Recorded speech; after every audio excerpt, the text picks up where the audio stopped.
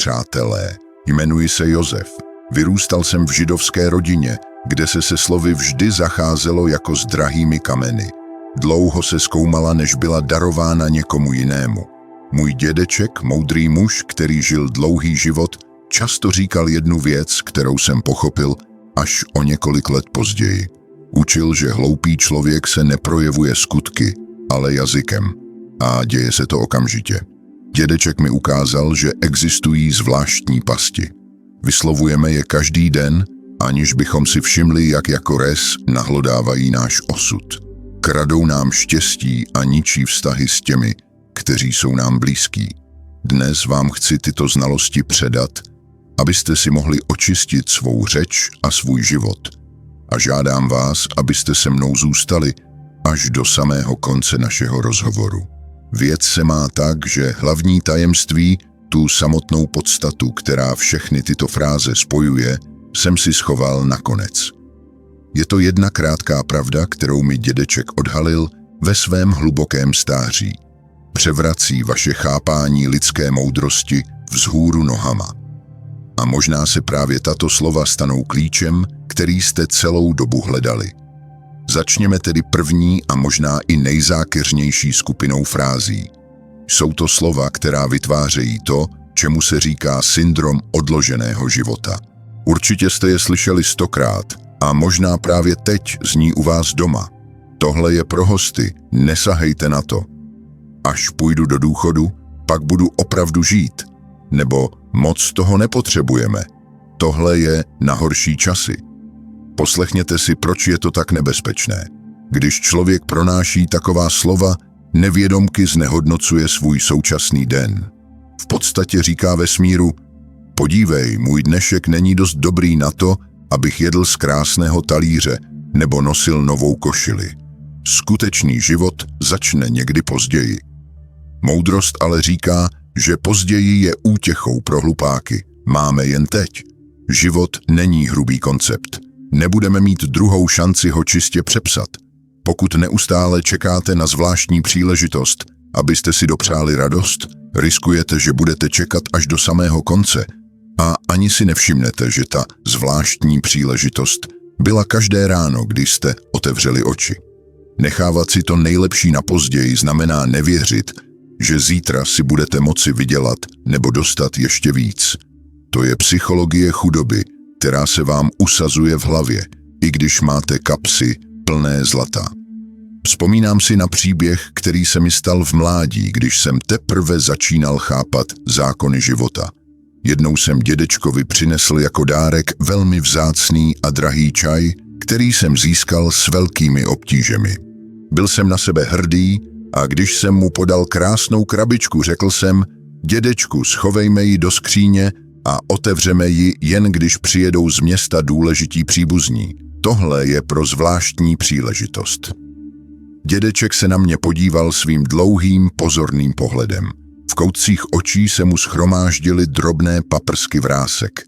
Jemně se usmál do šedivého vousu a požádal mě, abych okamžitě postavil konvici a sundal z police ty nejelegantnější porcelánové hrnky, které jsme obvykle jen oprášili.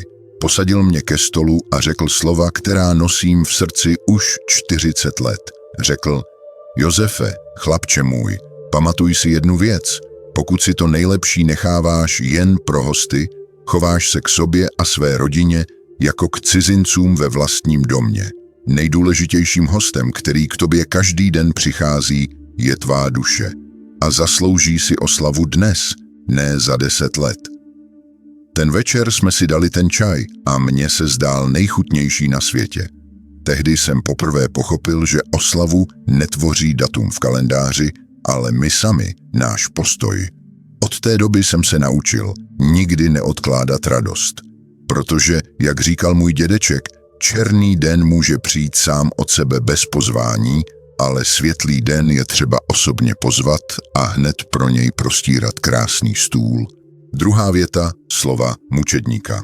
Nyní přejdeme k druhé skupině výrazů, které nazývám frázemi mučedníka. To je možná nejbolestivější a nejničivější jed, který si člověk může dobrovolně vzít a vlít do duší svých blízkých. Tato slova určitě znáte. Zní v mnoha rodinách.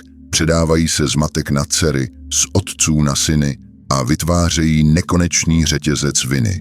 Poslouchejte pozorně, říkáte je? Obětoval jsem pro tebe všechno, nespal jsem noci, nedojedl jsem jídlo. Až zemřu, pak budeš plakat, pak pochopíš, koho jsi ztratil. Svým chováním mě ženeš do hrobu.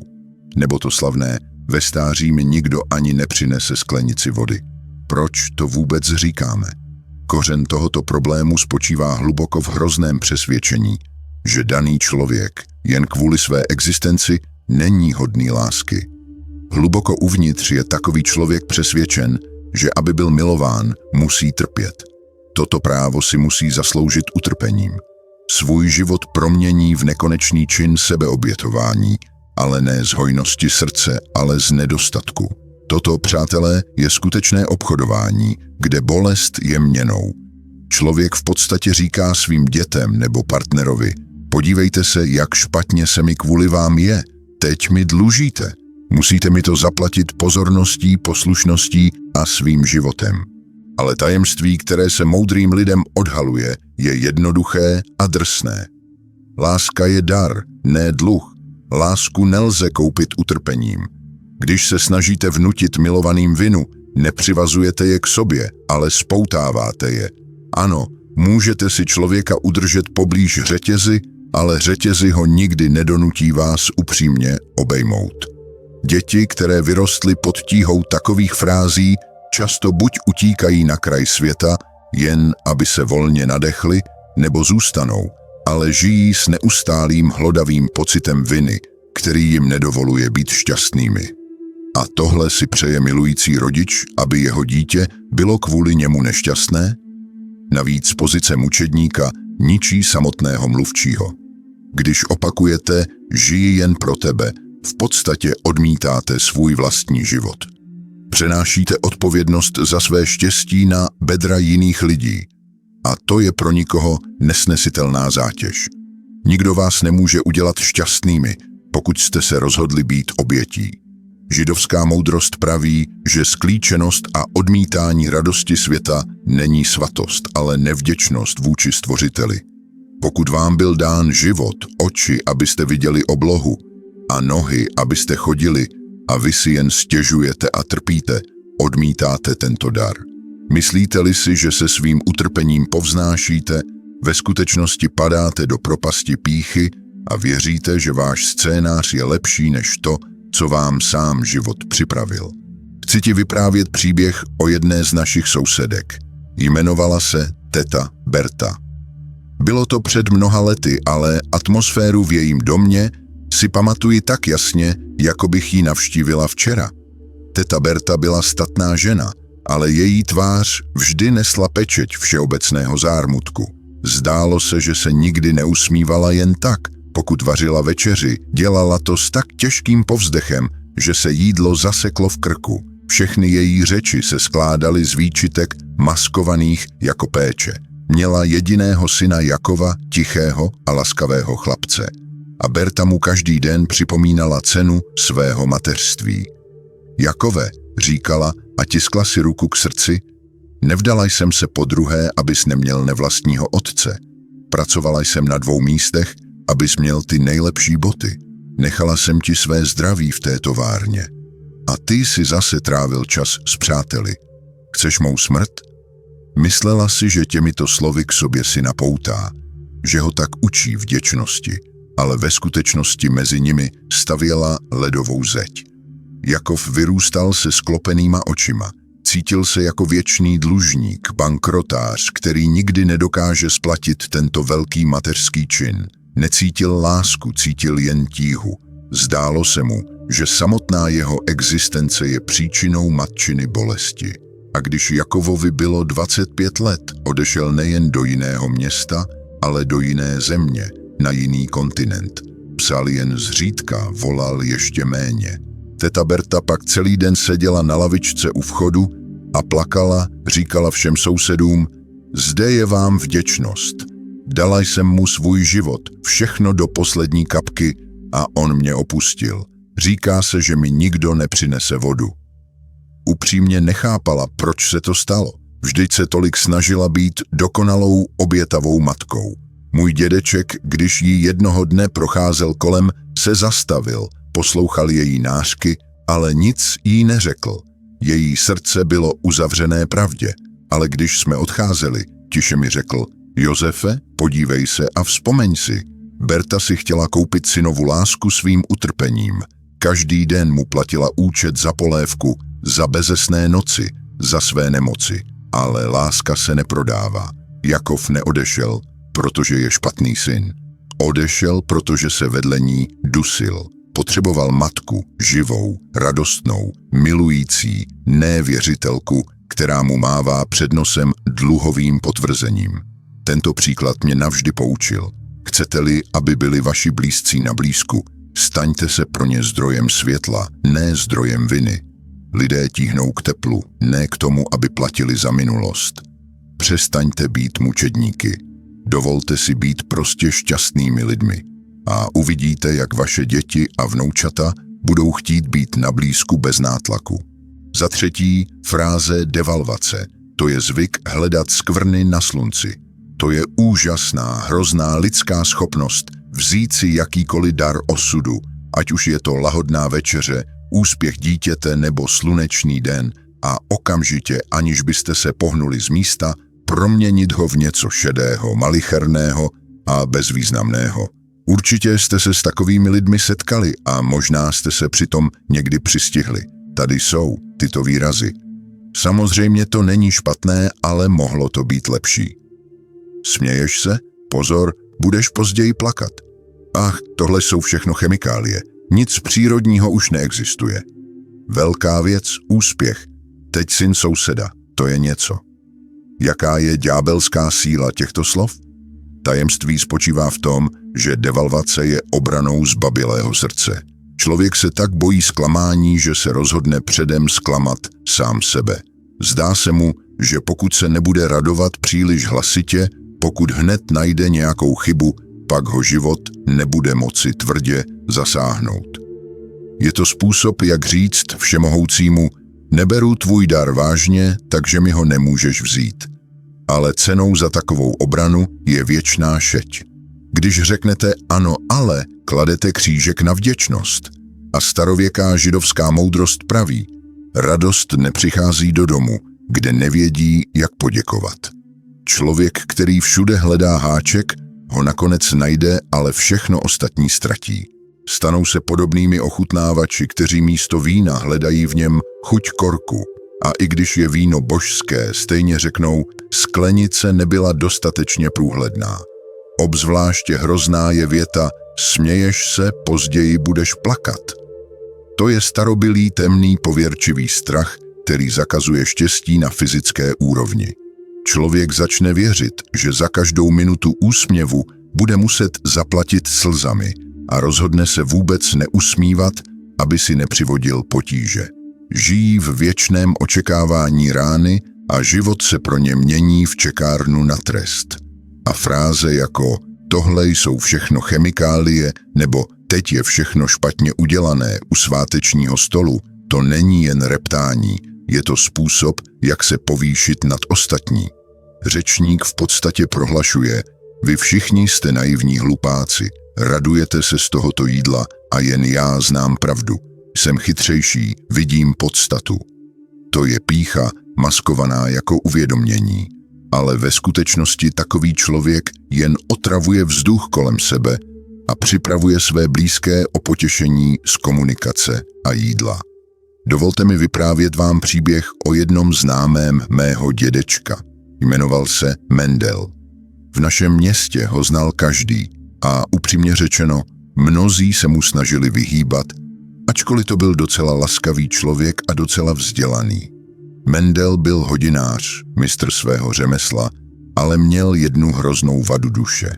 Byl profesionálním kritikem života. Jednou jsme byli s dědečkem, tehdy ještě velmi mladí, pozváni na svatbu dcery našeho pekaře. Byla to velká událost. Pekař, muž široké duše, prostíral stoly přímo v zahradě. Bílé ubrusy se leskly na slunci, Vůně čerstvě upečené chaly se mísila s vůní květin. Hudebníci hráli tak, že nohy žadonily o tanec. Lidé se smáli, gratulovali novomanželům, pili víno. Zdálo se, že samotný vzduch je prosycen štěstím. A pak jsme skončili u jednoho stolu s Mendelem. Viděl jsem, jak si prohlížel tuto hostinu. Místo úsměvu sevřel rty, vzal ze stolu krásné zralé jablko, otočil ho v rukou a hlasitě, aby to slyšeli všichni sousedé, řekl: krásné na pohled, že? Ale chápete, že teď je všechno postříkáno jedem, aby se to lesklo. Uvnitř je jistě hniloba nebo prázdnota. V naší době už pravá jablka nenajdete. Někdo poblíž přestal žvíkat. Z tváře ženy naproti zmizel úsměv, ale Mendel nepřestal. Když přinesli rybu, chloubu hostitelky, ochutnal kousek a povzdechl si. Nebyla špatná, ale šetřili se solí. U tety Cily byla ryba něco, to byla ryba, a tohle je jen napodobenina. Pak zahrála hudba a novomanželé šli tančit. Nevěsta byla krásná, její oči zářily láskou. Mendel se na ně podíval, zavrtěl hlavou a pronesl svou typickou větu. No, ať tančí. Právě teď jsou šťastní, ale rád bych je viděl za 5 let. Každodenní život pohltí jakoukoliv lásku. Radují se příliš brzy, ještě necítili život. Kolem něj se vytvořila zóna ticha. Lidé sedící poblíž jakoby stmavli. Jídlo se zdálo fádní, hudba příliš hlasitá a radost novomanželů naivní a křehká. Jedno slovo, pronesené s jistotou znalce, otrávilo oslavu pro tucet lidí. Mendel seděl spokojeně a cítil se u tohoto stolu nejchytřejší, protože viděl pravdu. Pak se k němu naklonil můj dědeček, který do té doby mlčky naslouchal. Nezačal kárat, řekl tiše, ale pevně. Mendeli, řekni mi, proč moucha letící i nad tím nejkrásnějším květinovým polem vždycky najde tu jedinou hromadu hlíny a včela i na městské skládce najde jediný květ? Mendel se překvapil. K čemu tím míříš, Izáku? Jde o to, příteli, odpověděl dědeček, že každý v životě najde to, co hledá. Přišel si na oslavu lásky a zjistil si, že v jablkách chybí solí a dusičnany. Myslíš si, že jsi znalec chuti? Ne. Jsi prostě nešťastný člověk, který umírá hlady uprostřed hostiny, protože sis zakázal jíst. Nekradeš nám radost, Mendele. Zítra na tvá slova zapomeneme a budeme žít dál. Kradeš si ji sám sobě. Mendel se tehdy urazil a odešel, ale já si toto ponaučení pamatoval na celý život. Mendelův život skončil smutně. Zůstal úplně sám, ne proto, že by byl špatný řemeslník, ale proto, že se vedle něj nedalo dýchat. Z každého okamžiku vysával kyslík radosti. Nebuďte jako Mendel. Dá-li vám někdo jablko, sněste ho a buďte vděční za tu sladkost. Hraje-li hudba, tančete, aniž byste přemýšleli o tom, co bude za 10 let. Nehledejte, ale tam, kde by měla být tečka, protože schopnost vidět dobro není naivita, je to skutečná moudrost, která dělá život chutným. Za 4. fráze falešné zaneprázdněnosti. Toto je možná nejzáludnější past, kterou moderní svět nastražuje a my, dospělí lidé, do ní s překvapivou ochotou padáme. Poslouchejte toto bzučení, na to nemám čas. Až si uklidím své záležitosti, pak si promluvíme. Nemám čas přemýšlet o vznešených věcech. Musím živit rodinu. Teď jsem příliš zaneprázdněný. Promluvíme si později. Tato slova zní jako ospravedlnění, ba dokonce jako statečnost. Člověk, který je pronáší, se cítí důležitý, potřebný, nenahraditelný. Zdá se jim, že jsou atlasem, který na ramenou drží nebeskou sféru, a pokud se zastaví byť jen na minutu, svět se zhroutí. Moudrost předávaná z generace na generaci nám však říká opak. Pokud jste příliš zaneprázdněni na to, abyste žili, pak jste zaneprázdněni špatnými věcmi. Tajemství skryté za těmito frázemi je děsivé ve své jednoduchosti. Naše šílená zaneprázdněnost často není nutností, ale únikem. Je to strach z ticha, Bojíme se zastavit, protože v tichu se budeme muset setkat sami se sebou, se svým svědomím, se svými skutečnými touhami, které jsme dávno pohřbili, a s otázkami, na které nemáme odpovědi. Je snazší utéct, snáze přehlušit tento vnitřní hlas hlukem úkolů, hovorů a schůzek. Když řeknete dítěti nebo staršímu rodiči, nemám čas, ve skutečnosti říkáte, nejsi pro mě tak důležitý lomítko a jako to, co teď dělám. Ale to je sebeklam. Úkoly, za které se schováváme, jsou nejčastěji prach. Za rok si ani nebudete pamatovat, co přesně jste dělali to úterý, když jste odmítli jít na procházku se svým synem. Ale váš syn si bude pamatovat, že táta tam nebyl. Existuje velká iluze, které blázni věří. Dokončím všechny své úkoly a pak začne skutečný život.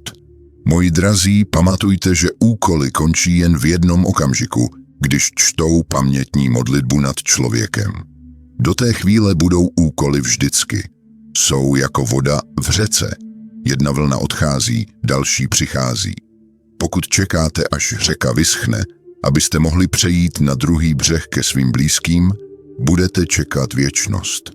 Moudrý člověk nečeká, až úkoly skončí.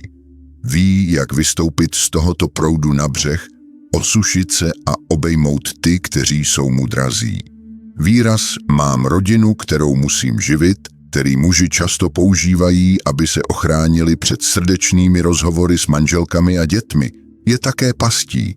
Chléb je potřeba pro tělo, to je pravda, ale člověk není zvíře, jen chléb jim nestačí.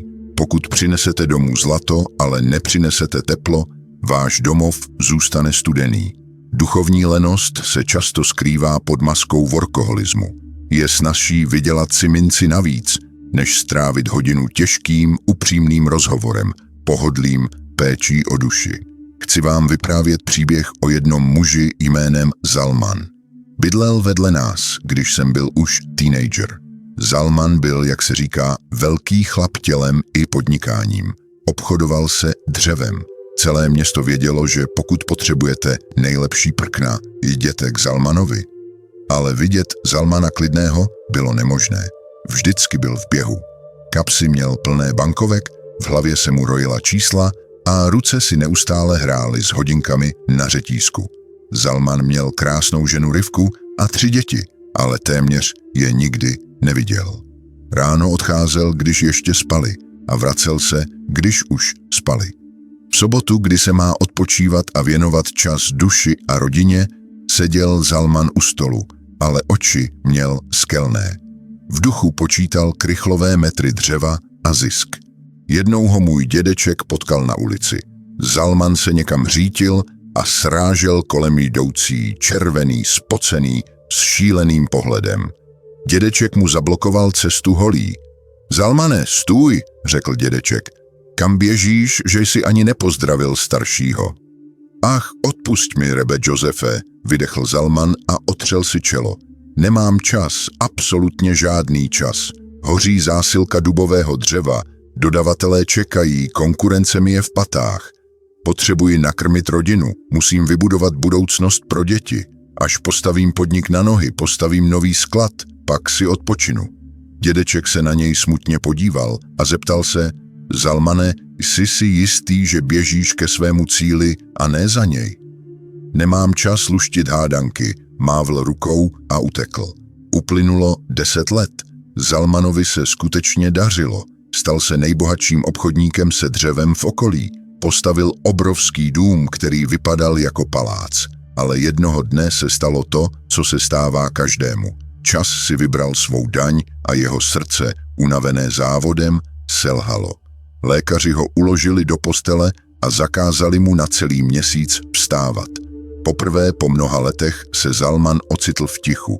Ležel ve svém luxusním pokoji a čekal, až přijdou jeho děti. Pomyslel si, teď si promluvíme, teď jim povím, jak jsem se pro ně snažil. Ale do pokoje vešla jen zdravotní sestra. Děti už vyrostly. Nejstarší syn odjel studovat do hlavního města a poslal suchý telegram. Uzdrav se, tati, mám zkoušky, nemůžu přijít, mám moc práce. Dcera se vdala a žila se svými vlastními starostmi a říkala, že ho navštíví, až bude mít čas. Nejmladší bydlela ve stejném domě, ale k otci chodila jen pro peníze. Zalman ležel a naslouchal tichu obrovského prázdného domu. Neměl s kým mluvit. Jeho žena Rivka, zvyklá na jeho nepřítomnost přes 30 let, se naučila žít svůj vlastní vnitřní život, do kterého on neměl přístup. Pak ho přišel navštívit můj dědeček, seděl u postele a opíral se o hůl. Zalman plakal. Jak je to možné? Zeptal se. Udělal jsem pro ně všechno. Nešetřil jsem si život. Spal jsem 4 hodiny. Proč jsem teď sám? Proč na mě nemají čas? Dědeček si povzdechl a odpověděl tak, jak uměl odpovědět jen on, přímo k srdci. Zalmane, nemůžeš se urazit na zrcadlo. Odrážejí jen to, co jsi je naučil. Naučil si je, že úkoly jsou důležitější než lidé. Naučil si je, že později je důležitější než teď. Léta jsi jim říkal, nemám na tebe čas. Teď už vyrostli a říkají ti totéž. Postavil si dům z nejlepšího dubu, ale zapomněl si svázat klády s láskou. A bez lásky, příteli, je dům jen dřívím. Zalman žil dalších 5 let, ale byly to smutné roky. Snažil se dohnat ztracený čas, ale čas je jediná komodita, kterou si nekoupíte, ani kdybyste vyměnili všechno dřevo na světě. Důvěra ztracená za 20 let se nevrátí za 2 dny. Proto vás prosím, vyhoďte ze své slovní zásoby frázi nemám čas. Čas je. Jeho přesně tolik, kolik všemohoucí odměřil. Otázkou je jen, na co ho utratíte. Pokud jste zaneprázdněni, ale vaše oči vyhasly a vaše děti zapomněly, jak zní váš smích, nechte tyto úkoly být, protože na konci cesty si nikdo nepamatuje, kolik zpráv odevzdal. Pamatují si jen teplé ruce a tiché večery. Nebuďte jako Zalman, který měl plný sklad, ale prázdné srdce. Najděte si čas na dnešní den. Za 5. Fráze agresivní obrany. Pokud jsou fráze oběti štítem lítosti, pak jsou tato slova štítem trnovým. Člověk je vkládá, aby se nikdo, i s nejlepšími úmysly, nemohl dostat příliš blízko k jeho duši. Slyšíte je všude. Často znějí s vzdorem, s napětím a někdy s chladnou arogancí. Neuč mě, jak žít. Sám vím, co mám dělat. Každý má svou vlastní pravdu. Moc přemýšlíš. Raději pomáhej materiálně a své rady si nech pro sebe. Jaká je strašlivá past těchto slov? Tajemství spočívá v tom, že agresivní obrana je vždy známkou hluboké vnitřní slabosti a strachu. Člověk se bojí pravdy. Bojí se, že když bude poslouchat rady, když si připustí myšlenku, že se mýlí, pak se jeho křehký svět postavený na iluzích o vlastní velikosti zhroutí. Když říkáte neuč mě, jak žít, ve skutečnosti křičíte nechci růst. Chci zůstat ve své chybě, protože je mi důvěrně známá. To je postoj hrdého člověka, který se raději ztratí v lese a zamrzne, ale nikdy se nezeptá na cestu kolem jdoucího. Starověká moudrost praví, kdo odmítá poučení, nenávidí svou vlastní duši. Proč? Protože se nevidíme zvenčí. Potřebujeme oči druhého člověka, jako zrcadlo. Rozbít zrcadlo pěstí a křičet nepouč mě je nejistější způsob, jak navždy zůstat se špinavou tváří. Fráze znám sám sebe je cesta k osamělosti. Slovo já sám sebe se v tomto kontextu stává synonymem slova sám. Moudrý člověk ví, že sám o sobě může dělat jen chyby a pro pravdu potřebuje radu. A když někdo říká, každý má svou vlastní pravdu, nejčastěji se jen snaží ospravedlnit svou vlastní lež nebo lenost. Pravda je jedna, jako je jedno slunce. Jen se na to díváme z různých stran, ale ten, kdo se schovává ve sklepě se svou osobní svíčkou pravdou a popírá slunce, se prostě připravuje o světlo. Obzvláště nebezpečná je fráze příliš mnoho přemýšlíš nebo nebuď chytrý. To je pokus zmenšit druhého, aby se sám nedostal vzhůru. Toto je vzpoura šedi proti barvě pleti. Když vám někdo tohle řekne, vězte, že se nechce povznést na vaši úroveň. Chce vás stáhnout na svou, kde nemusíte přemýšlet, nemusíte analyzovat, stačí žít podle instinktů. Povím vám příběh o muži jménem Geršin. Bydlel v naší čtvrti a měl malou dílnu na opravu obuvy. Geršin byl mistr se zlatýma rukama, ale s charakterem těžkým jako náhrobek. Věřil, že jeho zkušenost je v konečném důsledku pravda a každé slovo proti ní vnímal jako osobní urážku. Geršin stárl a jeho zrak začal slábnout. Začal dělat chyby, někde dělal křivý steh, jinde nerovnoměrně nasazoval podpatek. Lidé, kteří si vážili jeho šedivých vlasů a minulého mistrovství, se s ním zpočátku snažili mluvit jemně. Jednou k němu přišla sousedka, Madame Golde, laskavá žena, která ho znala 30 let.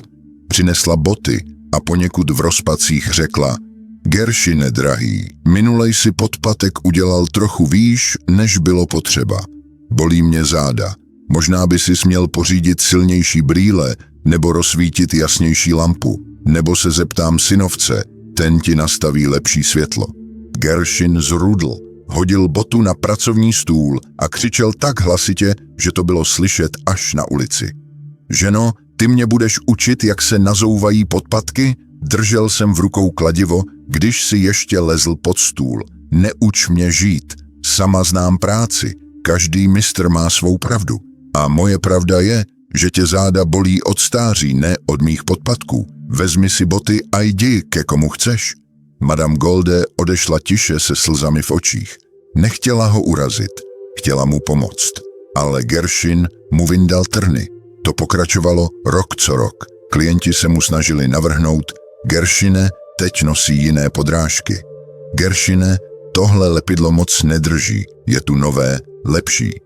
Na všechno měl jednu odpověď. Nebuď chytrý, takhle pracuji už 40 let. Hájil svou právo jako pevnost a vyhrál.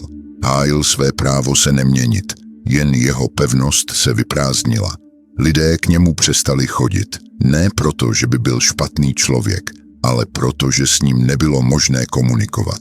Nikdo nechce platit peníze za to, aby na něj křičeli za to, že se snaží pomoci. Geršinův obchod zkrachoval. Seděl v zaprášené dílně mezi nevyzvednutými botami, sám, hrdý a chudý.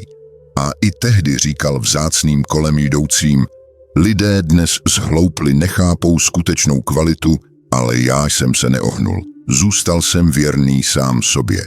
Můj dědeček, který znal tento příběh, mi tehdy řekl slova, která vám předávám. Geršin si myslel, že pravda je zeď, za kterou se můžete schovat, ale pravda jsou dveře.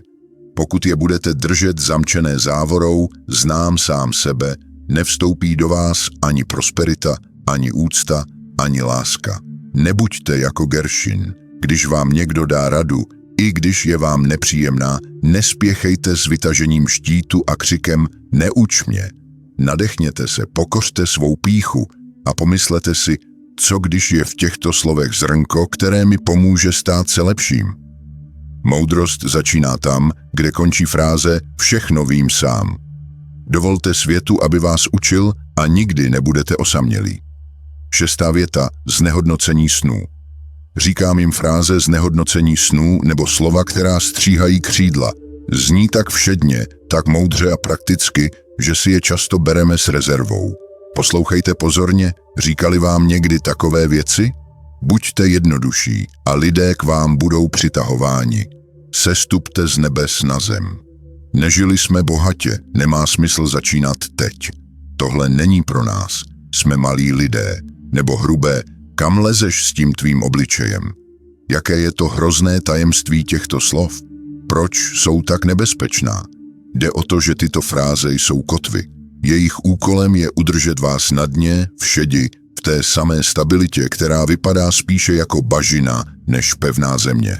Když vám říkají, buďte jednodušší, ve skutečnosti vám navrhují degradaci. Navrhují, abyste odmítli svou složitost, svou jedinečnost, své talenty, abyste se stali pohodlnými jako stará obnošená pantofle. Můj dědeček řekl, člověk byl stvořen k obrazu a podobě Boží a Bůh je nekonečně složitý. Být jednoduchý jako prázdný hrnec není ctnost, je to odmítnutí stvořitelova záměru. Proč k sobě vůbec potřebujete lidi? Nechte k sobě přitahovat ty, kteří jsou schopni ocenit vaši hloubku, ne ty, kteří potřebují, abyste byli plochý a srozumitelní. Ale nejničivější fráze je: nežili jsme bohatě, nemá smysl teď začínat, nebo tohle není pro nás. To je kletba, kterou si člověk uvaluje na sebe a svou rodinu. Říkáte-li tohle, dobrovolně odmítáte všechny dary světa. Stavíte kolem sebe neviditelný plot a věšíte ceduly: nic nepotřebuji. A svět, respektující vaši vůli, vám skutečně přestává dávat příležitosti. Tomu se říká dědičná chudoba myšlení. Proč nám lidé kolem nás, i ti blízcí, často říkají: sestup z nebes na zem? Opravdu nám přejí zlo? Tajemství spočívá v tom, že je nejčastěji nevede péče, ale strach a skrytá závist. Toto je zákon, o kterém se nahlas málo kdy mluví. Když se snažíte vzlétnout, když chcete víc, nevědomky se stáváte živou výčitkou pro ty, kteří se smířili se svou šedí. Váš úspěch i potenciální je děsí. Protože pokud uspějete, budou muset přiznat, že jejich neúspěchy nejsou zlý osud, ale jejich vlastní volba nedělat nic. Proto je pro ně snazší vás za nohu stáhnout dolů do známého močálu a říct: seďte tiše, nevyčnívejte, jsme stejní jako vy a nevyšlo to nám, takže to nevyjde ani vám. To je psychologie, která funguje jako kyblík krabů. Jeden se snaží dostat ven a ostatní ho táhnou zpět. Chci vám vyprávět příběh, který mi před mnoha lety zranil srdce. V naší komunitě žil mladý muž jménem Motl. Motl měl dar od Boha, ve všem slyšel hudbu. Hrál na housle tak, že se i přísní obchodníci na trhu zastavili a utřeli slzy. Smyčec v jeho rukou byl pokračováním jeho duše. Motl snil o tom, že se dostane do hlavního města, vstoupí na konzervatoř a bude hrát ve velkém orchestru. Hořel tímto snem. Jeho oči zářily, když mluvil o velkých sálech a skvělé hudbě. Ale Motl měl strýce, bratra svého zesnulého otce. Jmenoval se Chaim. Chaim byl pozemský člověk, měl řeznictví a byl hrdý na to, že je prostý a solidní člověk. Chaim upřímně věřil, že housle jsou nesmysl, který neuživí rodinu. Pokaždé, když Motl začal mluvit o svém snu, Chaim si těžce povzdechl, praštil těžkou dlaní o stůl a pronesl ty samé věty. Motle, slez z oblaků na zem, podívej se na sebe, podívej se na nás. Kdo jsme? Jsme prostí lidé z malého města. V hlavním městě takové, jako jsme my, ani nepustí dveřmi. Tam potřebujete konexe, peníze, lesk. A co máte obnošenou košili a vítr v hlavě? Tohle pro nás není, Motle. Zahoďte tyhle nesmysly, buďte jednodušší. Tady se naučte porážet zdechliny. Tohle řemeslo vám vždycky dá kus chleba, ale hudbou se nenakrmíte. Nežili jsme jako aristokraté. Nemá smysl začínat lidi rozesmívat. Chaim to řekl sebevědomně, hlasitě, z pozice staršího a moudrého. A voda kámen obrušuje. Postupně světlo v Motlových očích začalo slábnout. Začal pochybovat. Věřil, že je malý člověk, že není hoden velkého světa. Začal se stydět za své sny. Nakonec Motl do hlavního města neodešel. Poslouchal svého strýce. Odložil housle a postavil se za pult řeznictví. Stal se jednodušším. Stal se jako všichni ostatní. Uběhly roky. Motl se stal tlustým, mohutným mužem s vyhaslým pohledem. Sekal maso, vydělával peníze, ale nikdy se neusmíval. A jeho housle sbírali prach na skřínce a struny na nich praskaly touhou. Jednou, když jsme se s dědečkem zastavili v obchodě koupit maso na dovolenou, Motl sekal kosti s takovou zuřivostí, jako by bojoval s nepřítelem. Dědeček se na něj podíval, pak na strýce Chaima, který spokojeně seděl v rohu, a když jsme odcházeli, řekl mi s hořkostí: Josefe, podívej se na tuhle tragédii. Chaim si myslí, že zachránil svého synovce před hladem, ale ve skutečnosti zabil člověka v něm. Chaim Motlovi ustřihl křídla ne proto, že by se bál, že motl spadne a zlomí se. Ne, Chaim se bál, že motl uletí, protože kdyby synovec vyletěl, musel by zvednout hlavu a vidět, jak nízko sám sedí. Motl zemřel brzy, jeho srdce to nevydrželo. Lékaři říkali nemoc, ale můj dědeček řekl, nespívaná píseň ho roztrhala zevnitř. Proto vás prosím, zavři si uši, když slyšíš, tohle není pro nás. Utíkej před těmi, kteří říkají, buď jednodušší. Nedovol, aby kdokoliv, ani ten nejbližší, měřil tvůj osud svým krátkým metrem. Pokud máte sen, znamená to, že vám Všemohoucí již dal sílu ho stělesnit. Nezrazujte ho jen proto, abyste nechali sousedy klidně spát ve své šedi. Jste zaslouženi více jednoduše právem narození. 7. věta, podmínky pro štěstí. Pokud byly předchozí fráze jako kameny, o které klopítáme, pak jsou tato slova přeludem. Je to mlha, ve které se člověk může toulat po celá desetiletí a myslet si, že jde k oáze, ale ve skutečnosti kráčí v kruzích suchou pouští.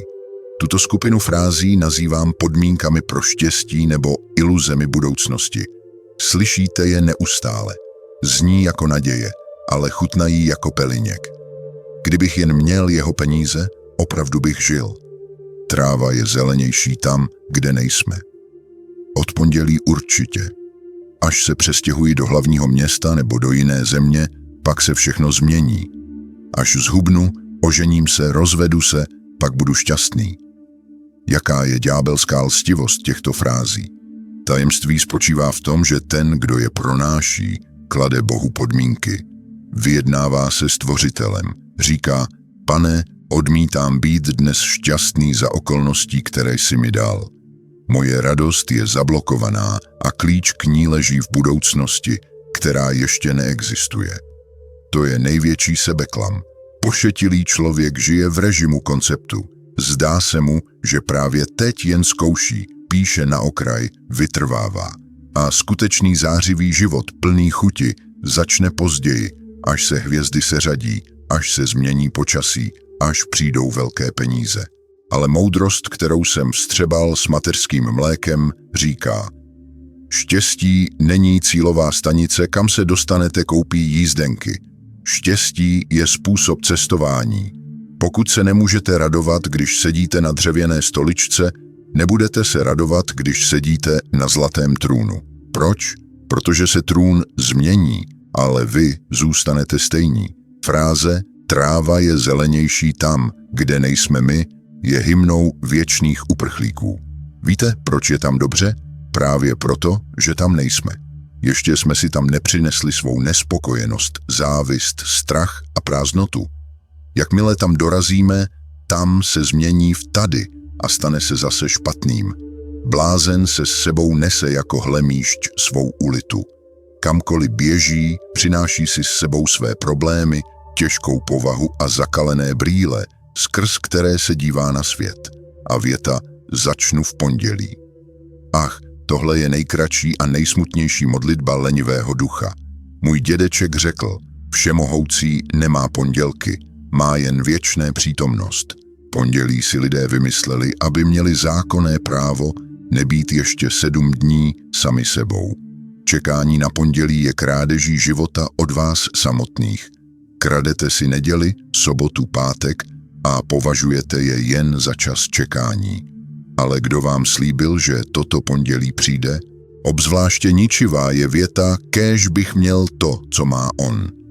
To je jed závisti, který se vydává za sen. Člověk se dívá na cizí zevnějšek, na cizí úspěch a myslí si, že spolu s cizími penězi dostane i cizí úsměv. Zapomíná však, že každé bohatství má svůj stín. Pokud byste dostali život jiného člověka, dostali byste i jeho nespavost, jeho strachy, jeho nemoci a jeho tajné zármutky. Chci vám vyprávět příběh o jednom muži z našeho města, jmenoval se Fischel. Tento příběh se v naší rodině dodnes traduje jako ponaučení. Fischel byl krejčí, a to ne špatný krejčí. Měl svůj vlastní malý dům, věrnou manželku Saru, 2 zdravé děti a práci, která mu dávala chléb s máslem. Zdálo by se, že žij a raduj se. Ale Fischel nežil. On čekal. Celý život Fischel trpěl chronickým syndromem zítřejších štěstí. Když byl mladý, říkal, teď je tu stísněno, děti pláčou, je málo peněz, ale až si otevřu vlastní dílnu v centru, pak budu opravdu žít. Otevřel dílnu, ale štěstí nepřišlo. Fischel chodil zachmuřený a říkal, dílna existuje, ale dům je starý, střecha protéká, jaká je v tom radost? Až postavím kamenný dům ve 2 patrech, najmu služebnictvo, pak se budu usmívat. Vždyť si budoval štěstí. A tak byl dům postaven velký, kamenný, krásný. Sara prostírala slavnostní stůl, ale Fischel seděl s kyselou tváří. Co se zase děje, Fischele? Zeptala se jeho žena. Saro, povzdechl si. Co je to za dům? V našem malém městě je smrtelná nuda, špína, drby, žádná kultura. Kdybychom jen žili v hlavním městě, byla by tam opera, bulváry, urození lidé. Až se přestěhujeme do hlavního města, pak se určitě stanu šťastným člověkem. Vzduch je tam jiný. A Fischel znovu začal závod. Šetřil na všem. Prodal dům, prodal dílnu. Sara plakala, nechtěla opustit hroby rodičů a přátel, ale Fischel byl neústupný. Bude to tam dobré, opakoval jako zaříkávání. Uplynulo 20 let. Fischel dosáhl svého cíle. Žili v hlavním městě, v bohatém bytě, s výhledem na centrální náměstí. Měl peníze, měl postavení, měl drahé oblečení. Jednou se můj dědeček vydal do hlavního města kvůli společenským záležitostem a rozhodl se navštívit svého starého známého. Našel Fischelovu adresu, vyšel po mramorových schodech a zazvonil na zvonek se zlatou klikou. Otevřel starý muž. Byl to Fischel, ale poznat ho bylo těžké. Jeho tvář byla posed hlubokými vrázkami nespokojenosti. Oči měl zhaslé, ramena povislá. V luxusním obývacím pokoji mezi sametovými křesly a obrazy nevonělo radostí, ale lékem a melancholií. Sara seděla v rohu, tichá a průhledná jako stín. Posadili se k čaji. Čaj byl drahý, ale rozhovor neplynul. Fischel mlčel, jen těžce vzdychal a míchal lžičkou v šálku, čímž vytvářel dráždivé cinkání. Tak jak se máš, Fischele? Zeptal se dědeček. Dosáhl jsi všeho, o čem jsi snil. Jsi v hlavním městě, jsi bohatý, jsi šťastný.